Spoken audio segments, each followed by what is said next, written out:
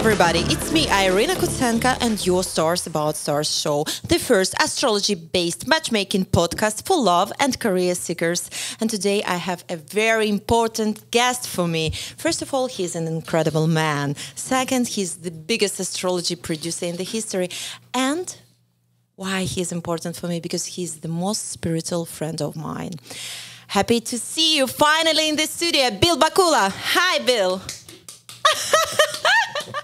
Do you do applause to yourself? To you. I know, you always do. Nice. Oh my God, finally, you know? I'm your biggest fan.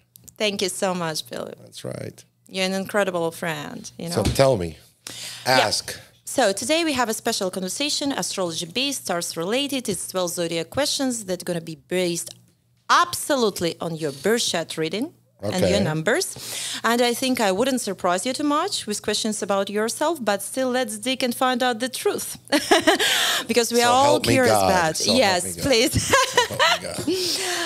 So, your life number is 5. These people need movement and a lot of change, and they definitely like to travel. Please tell me about your origin. What is this? Argentina, and where did you come from? And you covered almost all map.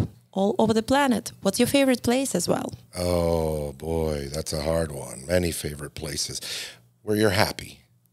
Absolutely. And what brings you happiness and peace, you know. What do you call home? Home is Miami, of course. I was raised there. You know, you keep on going back home no matter where you are. You have your favorite places, right, where you feel at peace or closest to home, but at the end of the day, you know, you're always looking forward to take that flight back to Miami. And now as you see it, how Miami has grown, right, and how it's become the attention and maybe the center of the world for some people, right, it brings all kinds of opportunities for new industries, new technologies, new talent, great talent. You know, South Florida is, you know, almost a mecca now has become for that. Absolutely. It's a grown, warm place. But your origin is connected with Argentina. That's right. I was born in Argentina, and my parents left Argentina when I was this big. They actually took me in the suitcase. That's a nice size, huh? Yeah, about this big. So when I was 5 years old, my parents moved to Miami because of political differences with the new administration that took over, kind of what happens all over the planet, and it's been happening for thousands of years. So we migrated here, and we've been here since 1968, and kind of, you know, the roots are very deep, you know, to the South Florida area. And what's important is when you grow up somewhere where there's sun all the time and beaches and, you know, a lot of outdoor activities, your attitude is almost it's very different about life. Absolutely. People who are born next to the ocean, next to the sea, they're very creative, relaxed, and there are a lot of benefits or very special soul. Tell me, please, about your family name that is very interesting, not Argentinian, as for me, and not, it looks for me like Ukrainian, to be honest, Bakula. Yeah. Where does it come from? My mom and dad, they're both Croatian descent. Ooh, so I guessed. Yeah. Almost. Balkans, you know, Balkans. From, absolutely. You know, and for 1,000 years, you know, we migrated before the First World War. The first wave of our family left, you know, the Croatian, or it was Yugoslavia, or the Austro-Hungarian Empire. So they left, and some left to Australia, some to Argentina, and some to the U.S.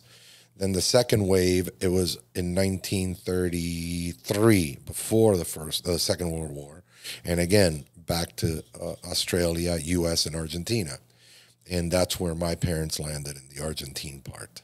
So, counting on that, you consider yourself to be American, Argentinian, Croatian.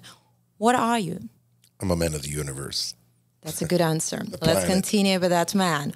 We are talking about number 31st. So I have a question on that. Okay. I'm ready. Sorry, You can afford it. Okay. Yeah, one question. If I were born in the middle of the ocean on a ship, what am I, Aquaman? Oh my God, I forgot. We just have been, my boyfriend and I, on this party with these women who are living in the ocean. How do you call them? I forgot it's in English. Mermaids. Yes. Yes. Mermaid. Man. Like a sailor.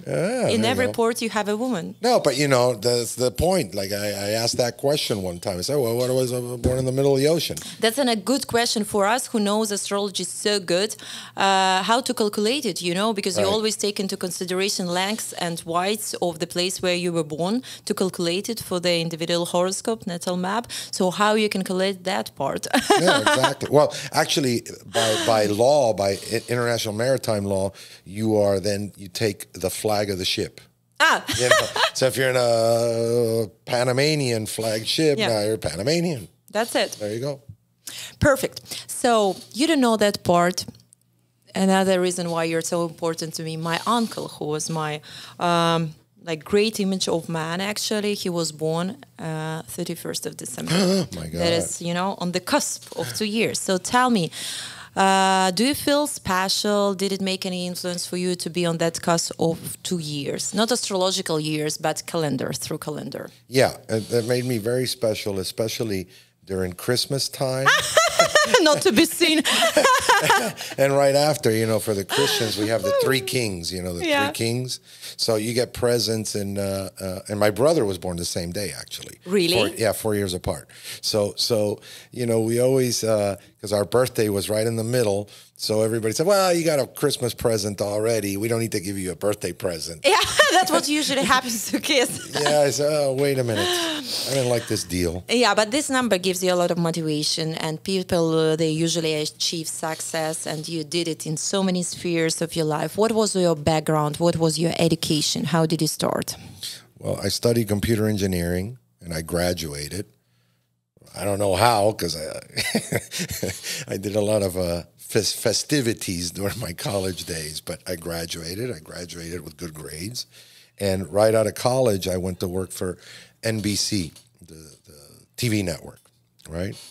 And I didn't want to work in the traditional IBM back then, or Motorola, or those big, telecom or computer companies that were starting up. I wanted to be in show business. I love show business. So I took the job in Channel 7 in Miami, which was, back then it was WCKT, the NBC affiliate for Miami. And I worked there for 7 years, and I went from communications engineer to sound man, sound mixer, to cameraman, to producer, to director, and so on and so on. I did the entire 360. I learned the entire industry, because if you want to be good at something, you have to learn everything about it, from the mailroom up, and that's the best way to really, become I would say, or give yourself a chance to be successful in an industry. Absolutely. Learn every aspect. So I took the time to do that.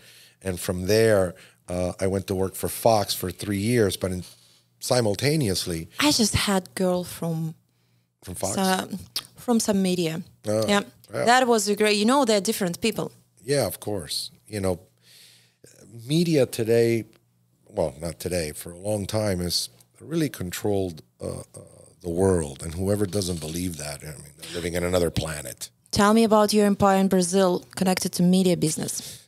Brazil has been very dear to my heart, and Brazil gave me and gave us, our company, a lot of success because of the media power we have in Brazil.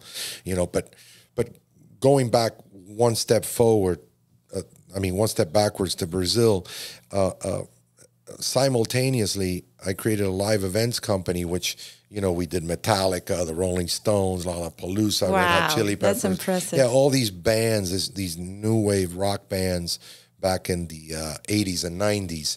And that kind of gives you a great platform when you're hanging out and you're producing all these shows for all these high-profile rock artists, that it's a great platform.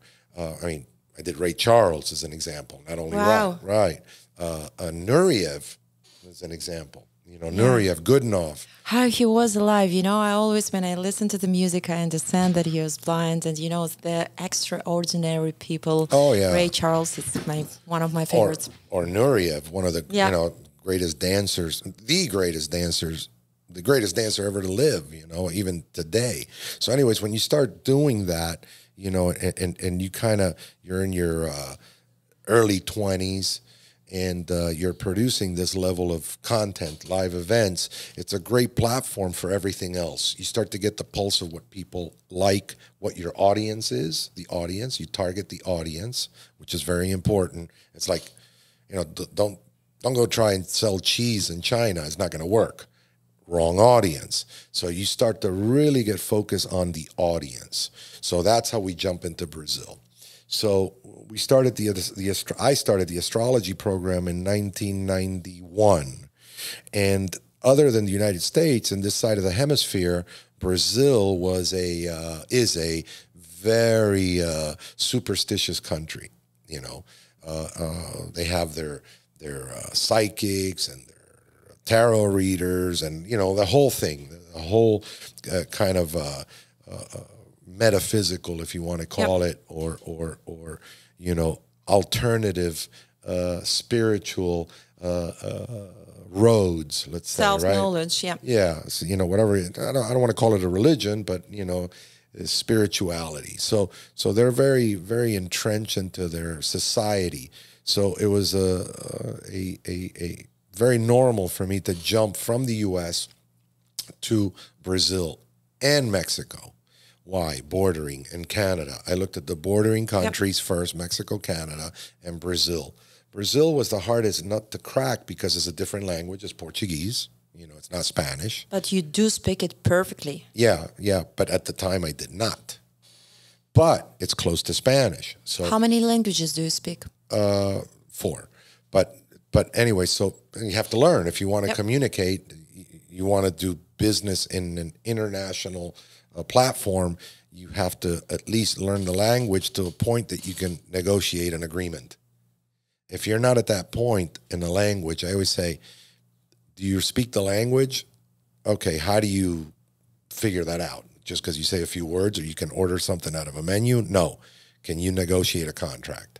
If you can negotiate a contract in that language, now you speak the language. You might not be able to write it, you might be able to read it, but as long as you can negotiate a transaction, you speak the language. But anyway, so I learned the language immediately, first thing I did, and it was very similar to Spanish, so it was pretty easy, you know. And then I married a Brazilian, and that made it even easier.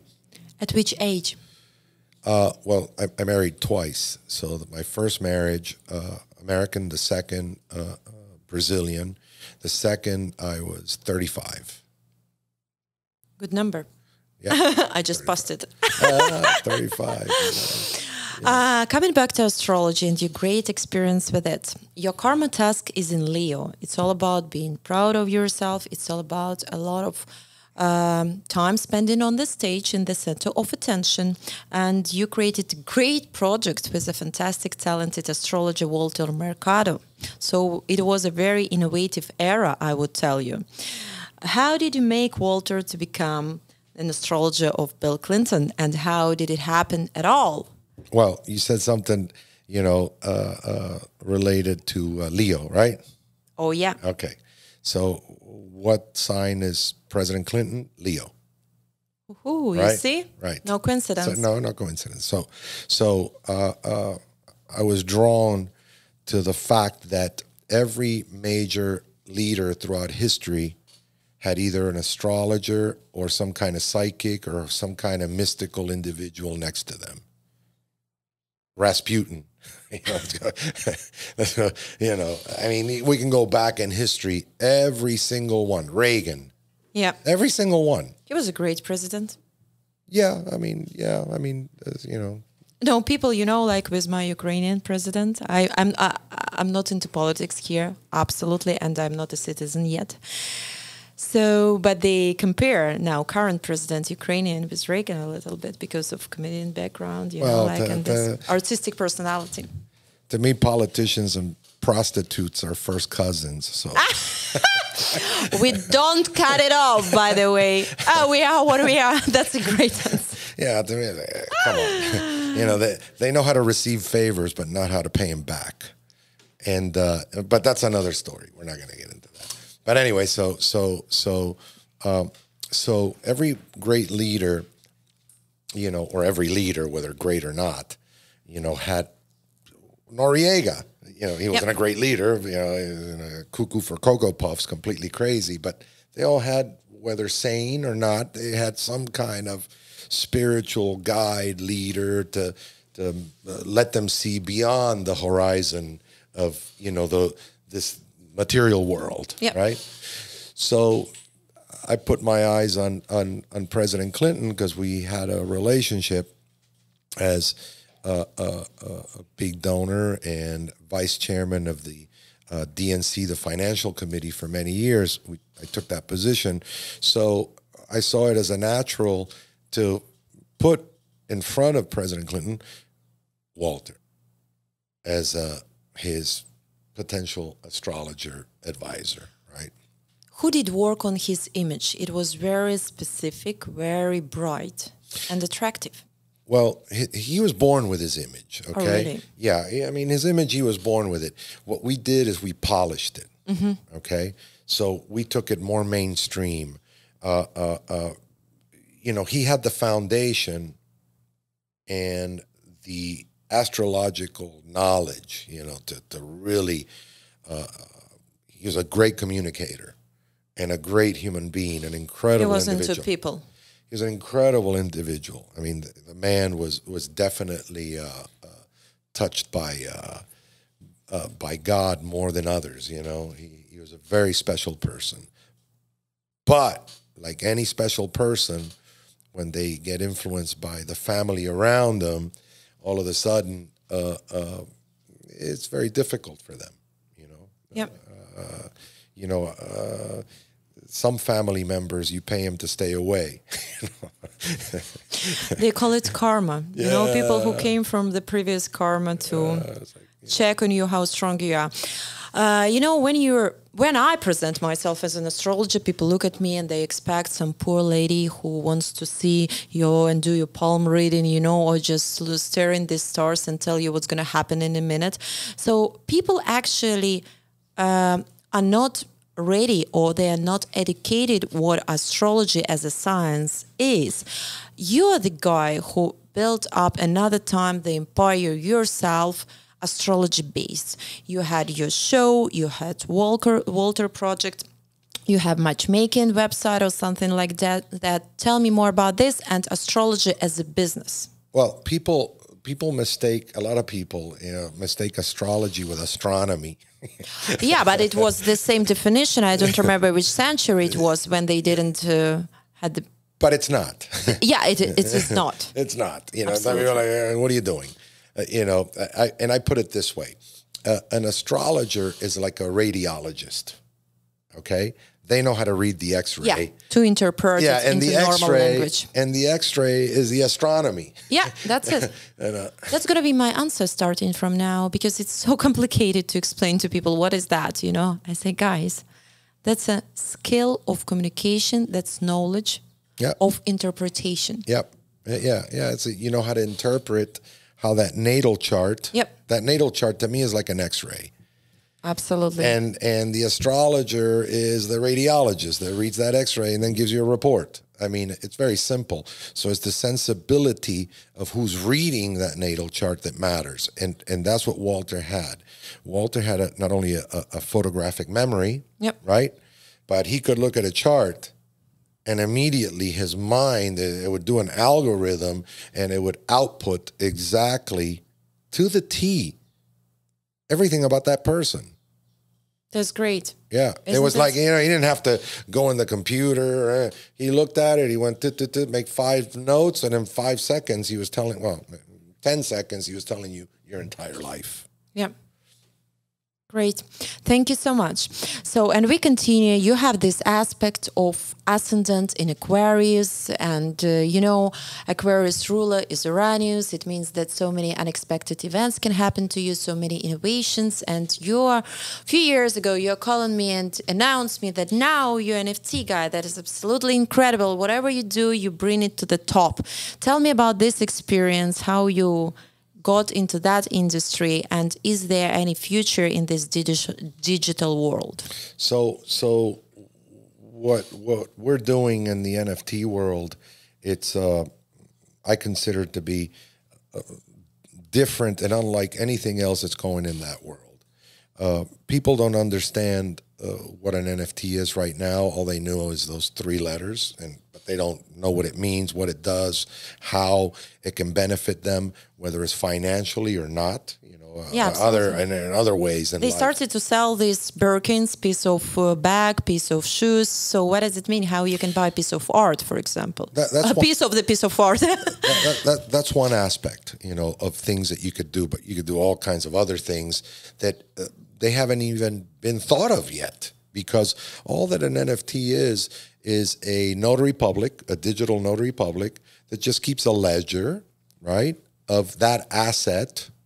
Whatever it is, the asset. Yep. It could be a Birkin. It could be your natal chart. It doesn't matter. It doesn't. It's completely blind to what the product is. So it keeps the ledger that you bought this in such and such date, and you bought it from so and you paid so much, and exactly what happened in the transaction from the beginning of when that asset was born. So think about as a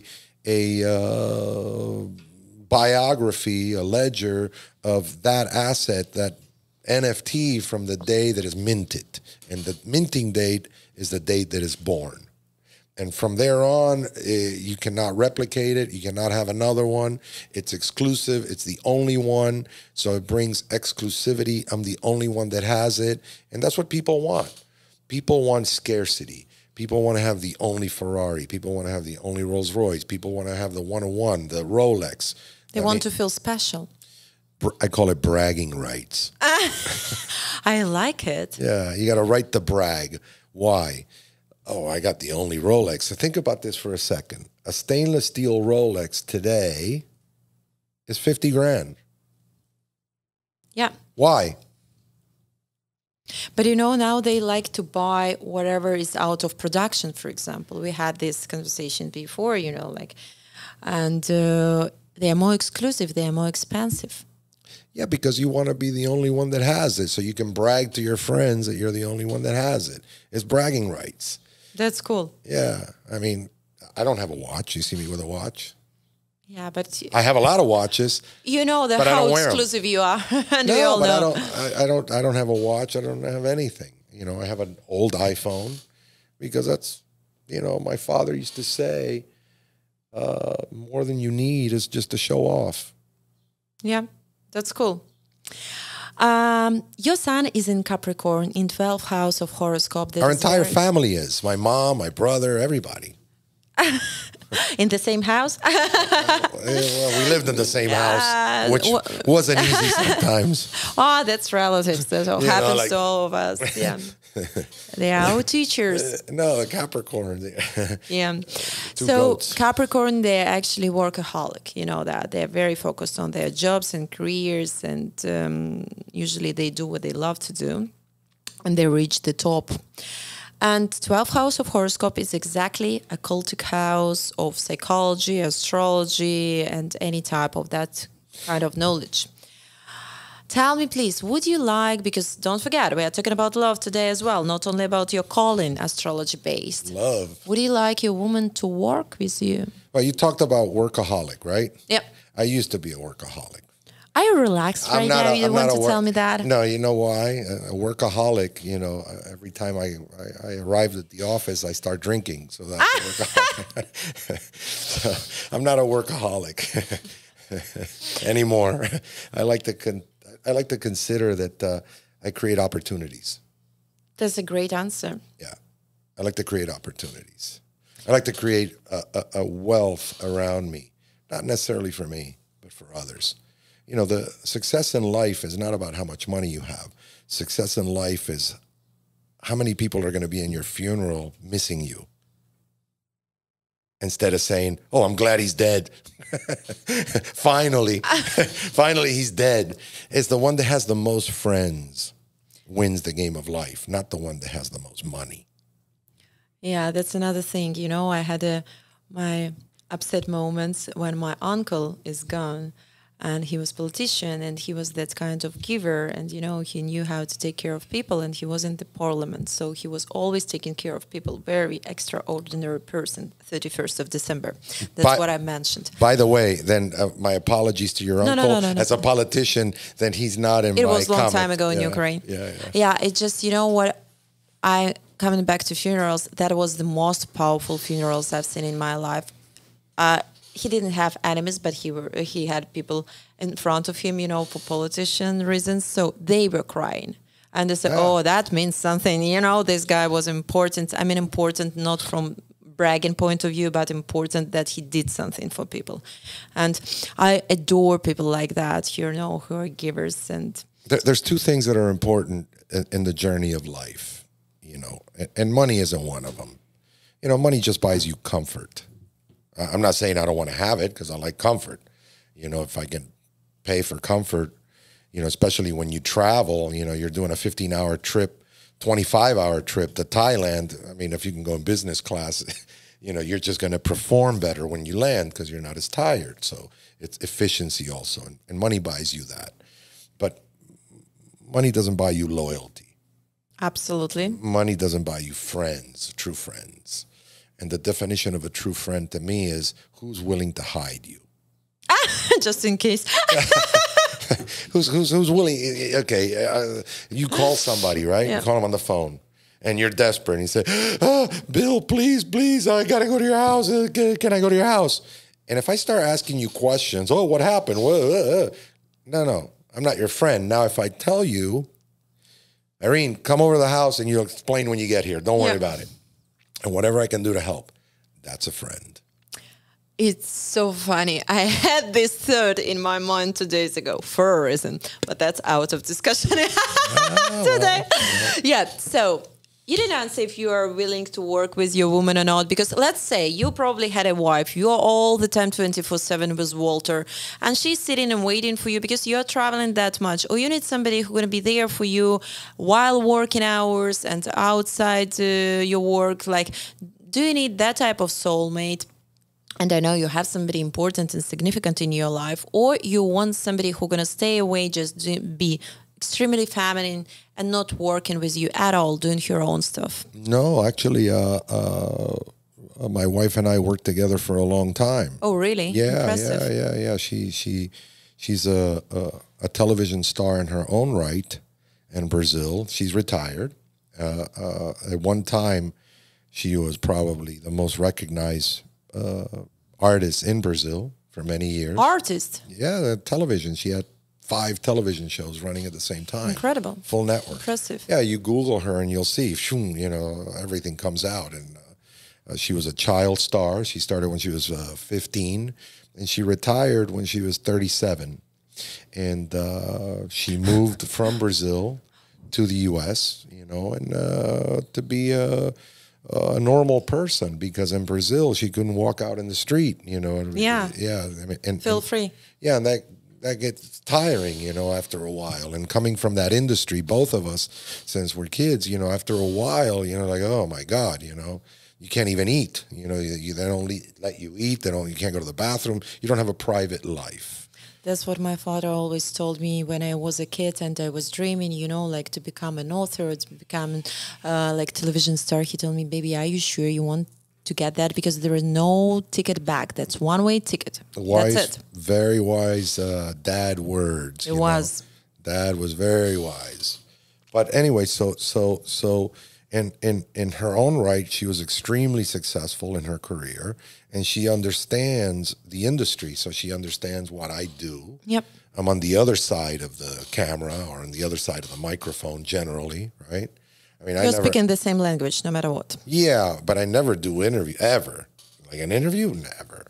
Thank you that you decided to give No, me an only interview. you. Oh, I feel so special. Never. And you know why? Because your moon is in Pisces and I'm Pisces. So your Oh. feminine side that everybody has, no matter what you're a woman, a man, for our audience, understand that we all have our feminine and masculine side, fathers, mothers. So your moon is in Pisces in second house of horoscope that is connected to money-making industry. So, and you know, you have few aspects of moon and their stress aspects, and one of them connected to Uranus, a position with Uranus. What does it mean? That unexpectedly you can decide to make radical changes in your life. Tell me, what was the most radical change in your life? The most critical change in my life. Well, there's been so many. I'm sure I can see your birth chart reading. I mean, well, I think the most critical change, positive, I'm talking about. You know, all positive. There's All nothing positive. negative. We're in the Nothing age negative. when we talk positive, you know, even negative is positive for us. It's the day my son was born. Oh, that's nice. That was that to me. How old is he now? 30? He's 30. Yeah. Is he doing the same stuff like his dad does? No, he's actually he's a man of the earth. You know, he's a man that learned how to grow his own food and kill what he eats, and he's in law school, and he's a very you know, his attitude is very uncommon in today's world. Yep. And his attitude is, And he's very young to be that wise. you know, people today, you know, they have this attitude of the earth belongs to me, to us. And his attitude is, no, I belong to the earth. Wow. Which is, you know, we've lost that. The human race But there has is lost that. spirituality there, I would tell you. Oh, big time. Listen, you know, most people, oh, the earth belongs to me. Look at the wars and all these things that are happening that are horrible, right? We've lost for, I don't know, the last 150, 200 years. You know, if you look back at history, humans used to think that we belong to the earth. Today, we think the earth belongs to us. Connected to that, my question is: you have a powerful Mercury in the same, in the 8th, another occultic house of your horoscope, that points me about your special conversations with special people. Let's say you invite a woman for a date, or it could be your wife in the past. What is the most intriguing conversation you have ever had with a woman? About stars, about sacral knowledge, or about psychological stuff? Anything that is very, very unusual? As far as unusual, you know, to me, it wasn't unusual really, but when you say it, people question it; they don't believe it, and it was actually with Walter, and you know, He was your great friend as well, yeah? oh, super! We were extremely close, you know. Unfortunately, the separation came between family differences, you know, and you know, it's unfortunate whenever you allow family to come into your business, whether you see it, whether a singer, you know, or a sports star and all that, they usually have the whole family around them, the career starts to go down.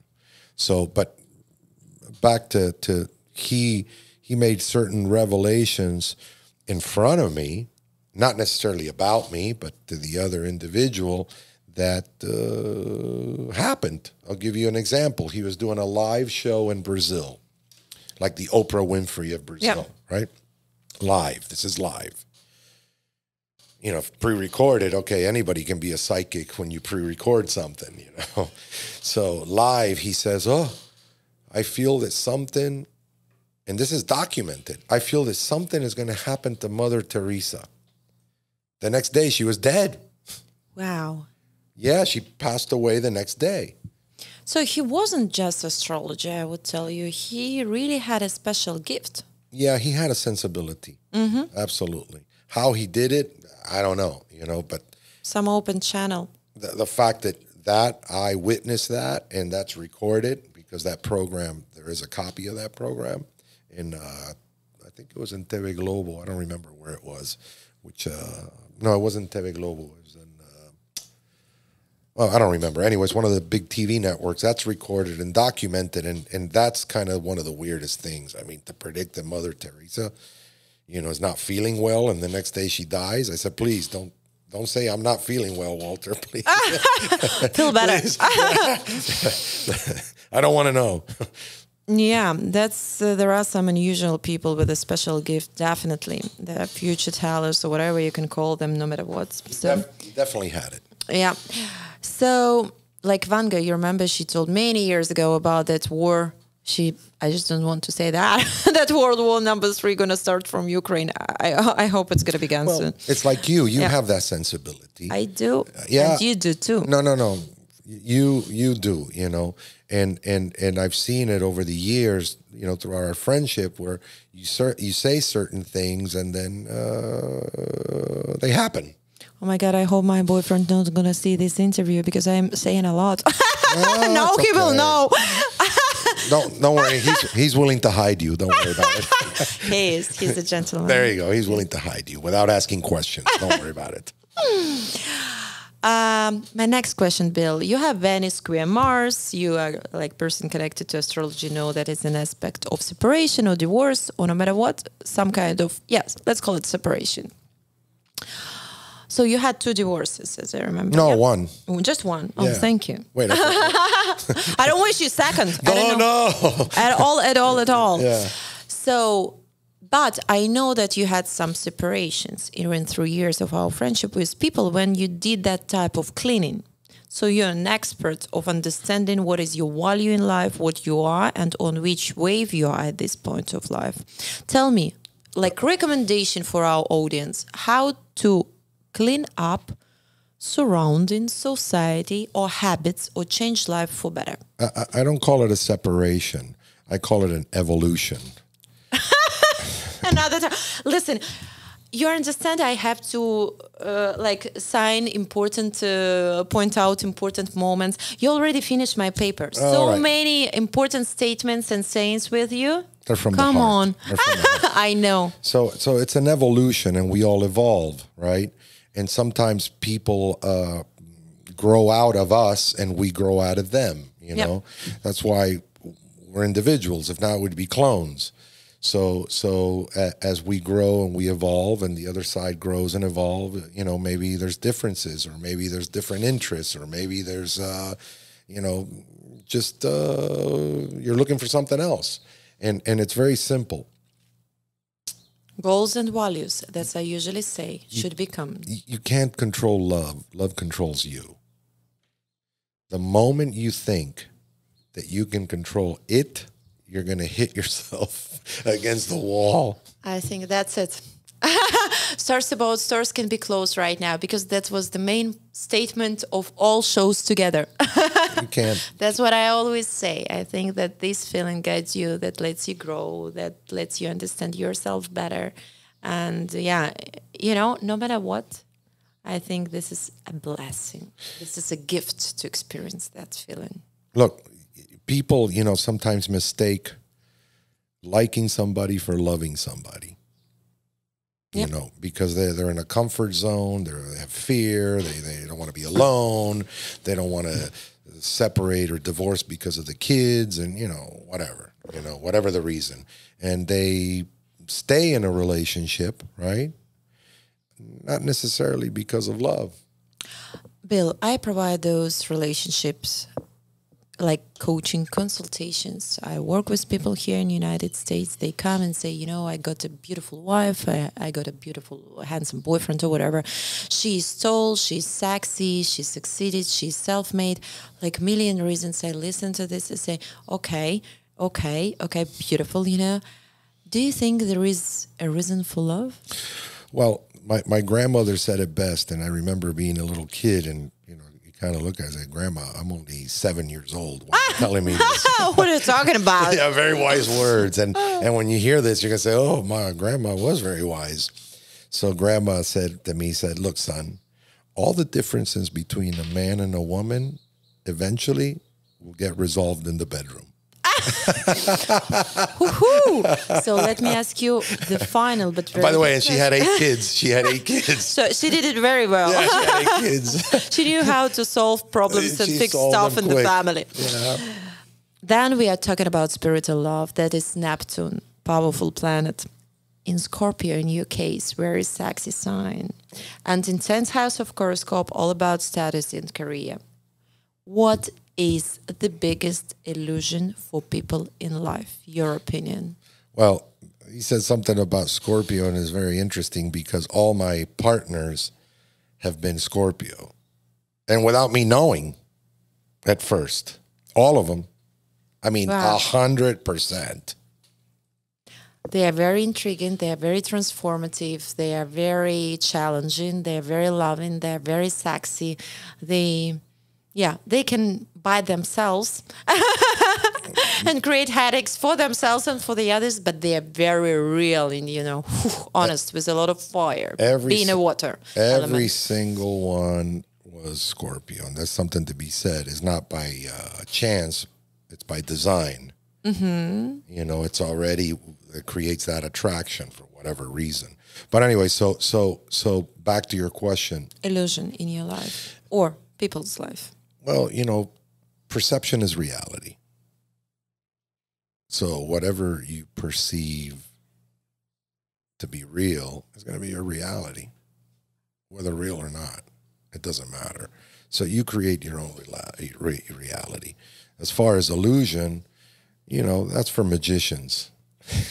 What do you think about honest, direct conversations? Should they happen? Because people are usually scared to start those conversations, to dig the truth, because it could be the last conversation.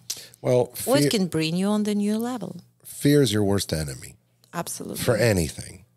If you do something from a place of fear, it's not going to get you anywhere positive. Yep. Right. So you have to work from a place of understanding and preparing the person, the other side, for what you're going to tell them. Because some people don't take it well. Like if you want to break up with somebody, as an example, right? Because you found somebody else that you fell in love with that you can't control. So that breakup, you just don't, okay, sit down. I don't want to see you anymore. Get out of here. You have to have empathy for the other side. For the pain of the other person. Of course. You have to be a human being about it. You have to be human about it, not just cold-hearted. Because treat others like you want to be treated. Yeah. That's the message. And let me ask you one more, but that's his final question. Your Pluto, that is transformative planet in your house of transformation, and it's in Virgo. So what it gives you a lot of focus ability to overcome obstacles. What do you think is the biggest challenge for society nowadays, and how to meet those challenges that are personal challenges in your life? In my life or in society itself? In society, generally speaking. Communication and empathy. Yeah. There's no communication. There's no dialogue. There's no empathy. Nobody thinks about everybody. They think about themselves. And,